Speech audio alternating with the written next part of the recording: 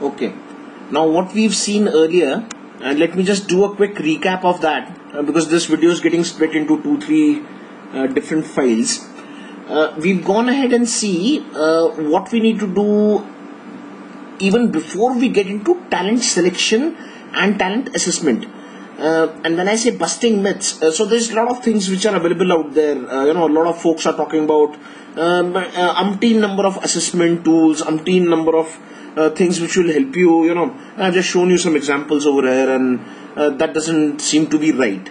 Now, having said this, I'm absolutely open to take questions. Absolutely anytime. You can post them on my blog, you can email me, you can give me a call and ask me why I believe a certain thing will work or a certain thing will not work, because I usually make sure that I do not comment oblique put some kind of assessment or any kind of a framework down till I've done a lot of research on that, and there's a lot of there's a lot of things available out there which we need to take with a pinch of salt in today's date.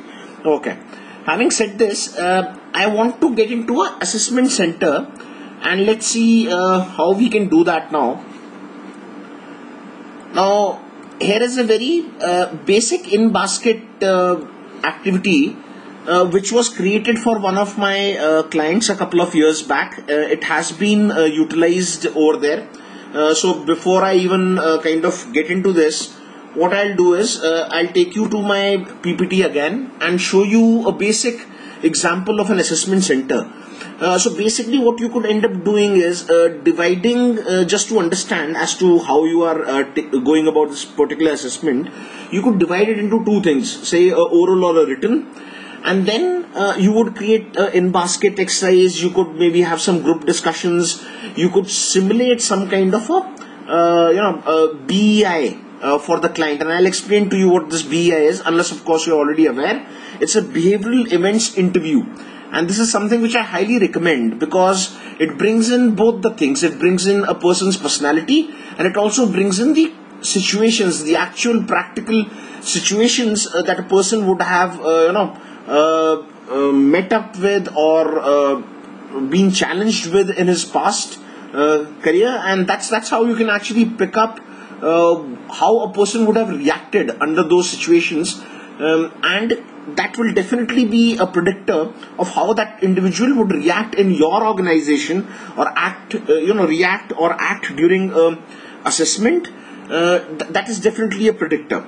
Now there are certain folks, and maybe just say the 20% of the HR fraternity or the OD fraternity who would not agree with this. 20% would definitely not agree with this, because they would say that in place of trying to predict as to how a person would behave in the future basis whatever he or she has done in the past, we should be doing something little different.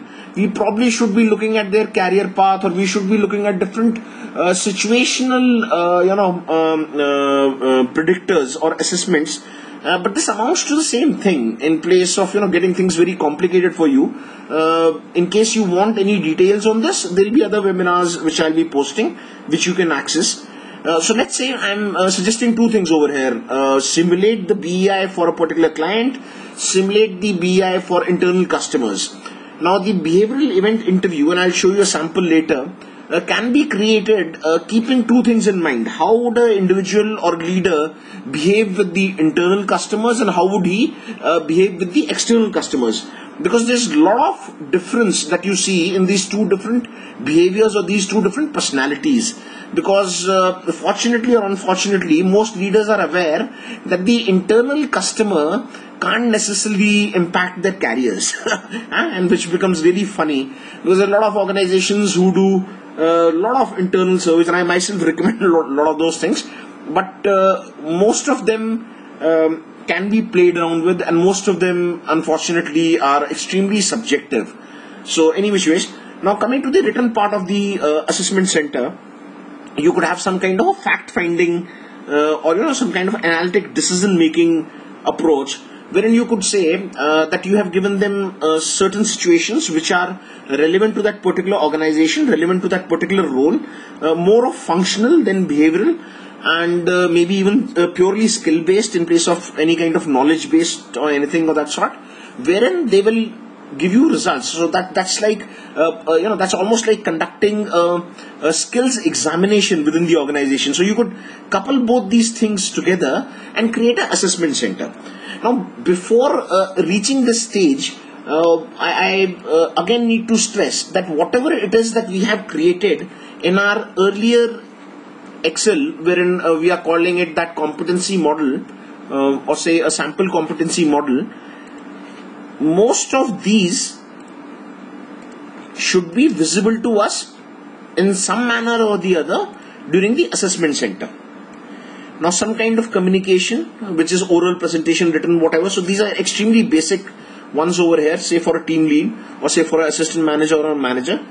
And then, of course, the facilitation. Now, when I say facilitation, don't necessarily expect them to stand up and present PPT and say fine, they were good at that's more of oral communication, or the presentation skills and things that we are talking about up here.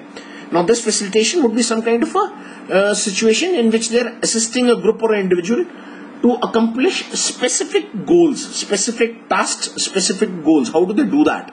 So this could be a very basic a tenet for, say, mentoring and coaching. Now, which is of course mentioned over here. Okay, now going back to the assessment center piece, and I want to share the in-basket with you now. Okay, now there are certain things, and this I have picked up directly from one of my professors at Accelerate.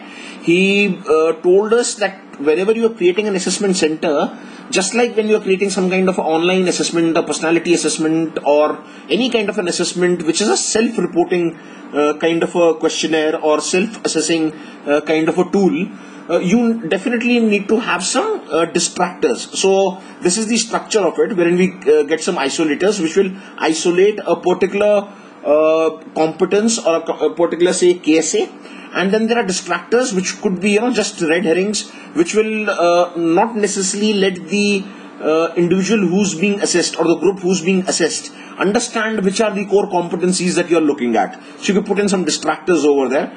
Okay. Now let's say you go ahead and distribute certain administrative roles. Let me zoom into this. You go ahead and distribute certain basic administrative roles.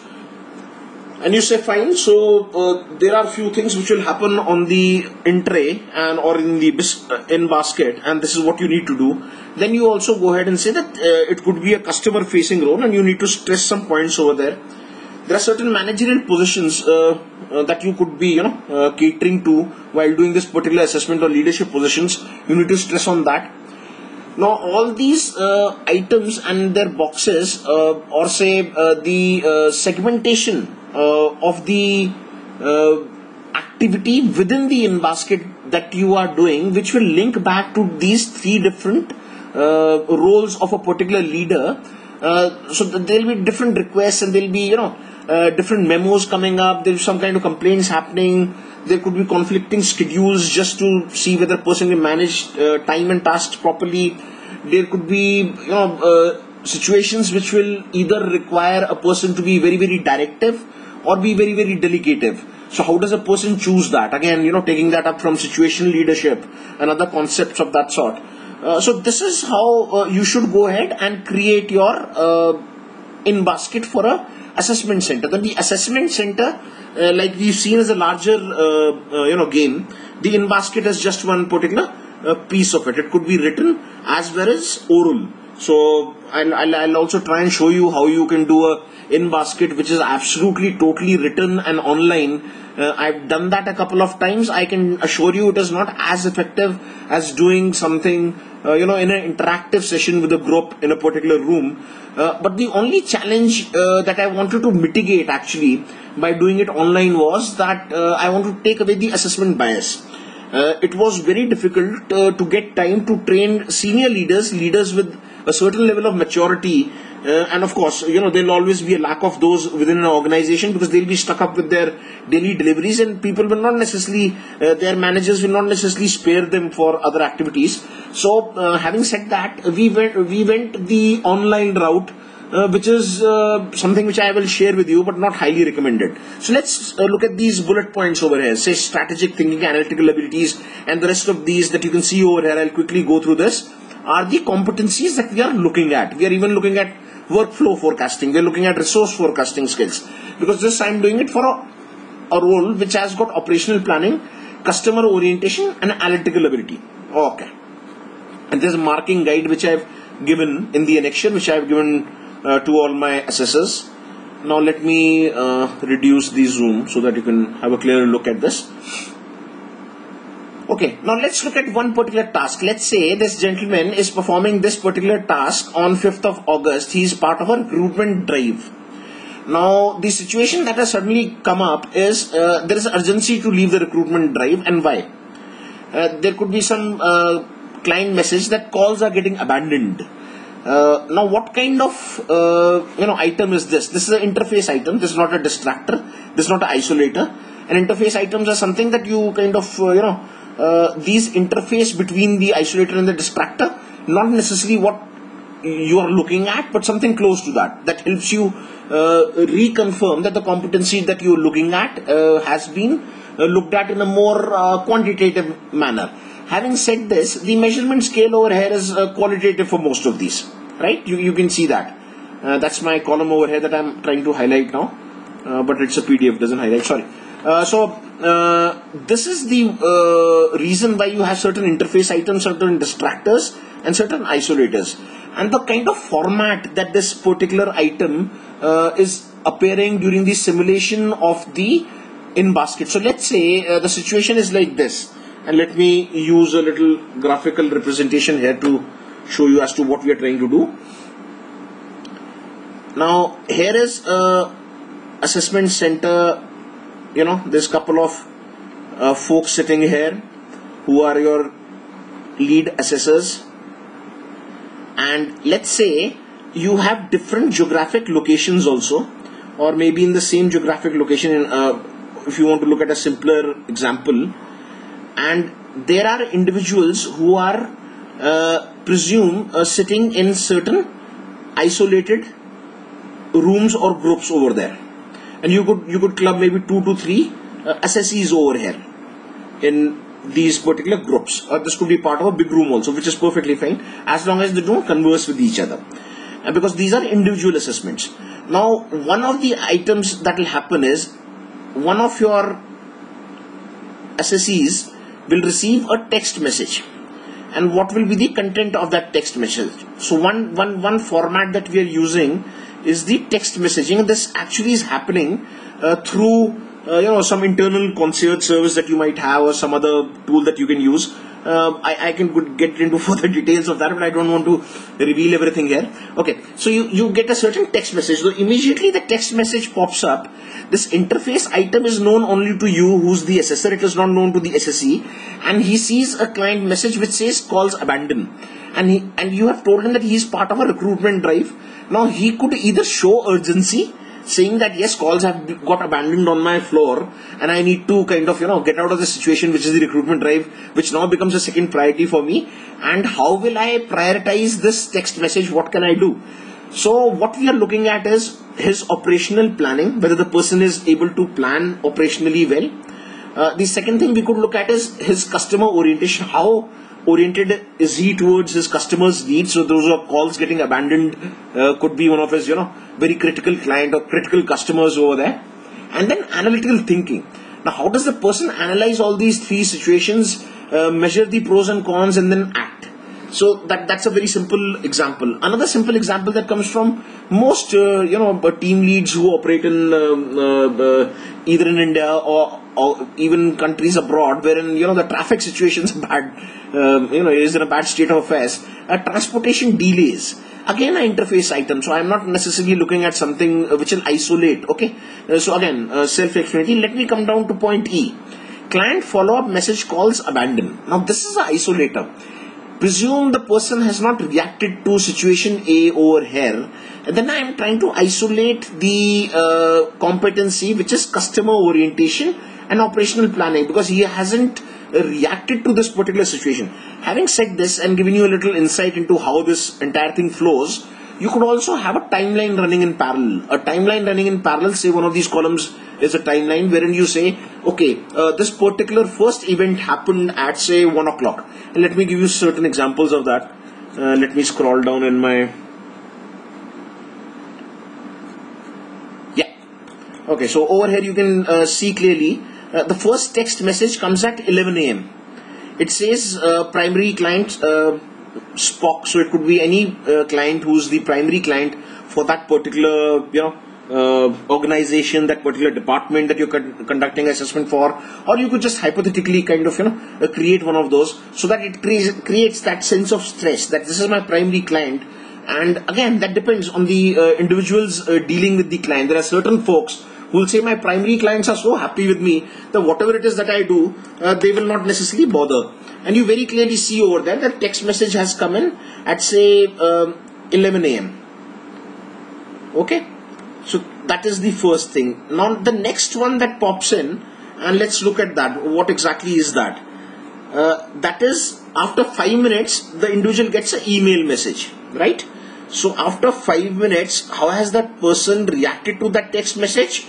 And you are actually in the assessment center giving the individual only that much time, 5 minutes. Beyond that, nothing. So so the best way of doing this is having an online form in which the folks have to access the next question's answer or the next text box which is provided.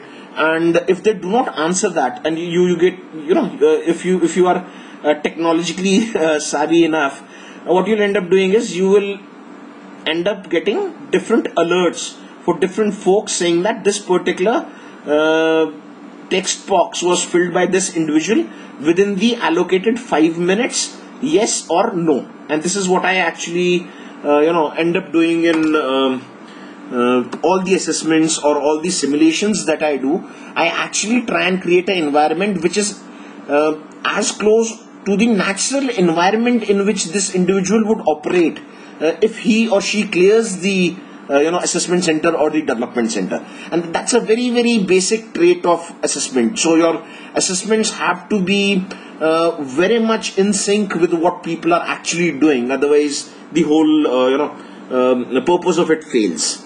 Okay, now let's hold this for a second here.